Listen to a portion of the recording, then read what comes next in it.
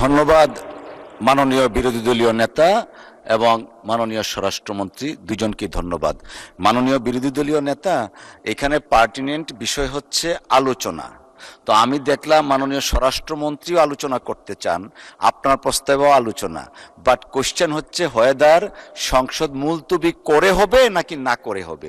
আলোচনা কিন্তু হচ্ছে মুলতবি করা না করা কোনো বিষয় না, আলোচনা হওয়া উচিত কিনা।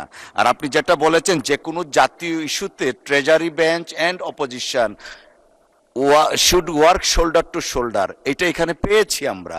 তো আমার মনে হয় আলোচনা হচ্ছে, বাট বিধিগতভাবে আমরা চিন্তা করলাম যে না, অল্টারনেট বিধিতে আলোচনা সুযোগ। যেমন দেখেন আজকে এত হারমোনিয়াস পরিবেশে প্রায় আধা ঘন্টার মতো আলোচনা অলরেডি হয়ে গেছে।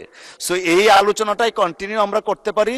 আর একটা বিধিতে আমি এটা আগেও একটু দেখে রেখেছি, সংসদকে মুলতবি করে আলোচনা না করে এই আলোচনাটাই আমরা সংসদের চলমান অবস্থায় সাধারণ আলোচনা নিয়ে যাই। সময়ের প্রেক্ষিতে এটা আমরা আলোচনার ভিত্তিতে আধা ঘন্টার জায়গায় 1 ঘন্টা করতে পারি, 1.5 ঘন্টা করা যেতে পারে, বাট মুলতবি না রেখে। আচ্ছা ঠিক আছে, 1 ঘন্টার মধ্যে আমরা করলাম।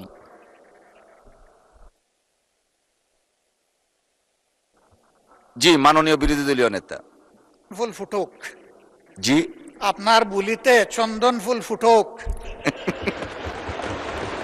আপনি শেষে বলেছেন 1.5 ঘন্টা, আমি মেনে নিলাম যে মাননীয় বিরোধী দলীয় নেতা, আপনারটাই কবুল, আপনি মেনে নিলাম।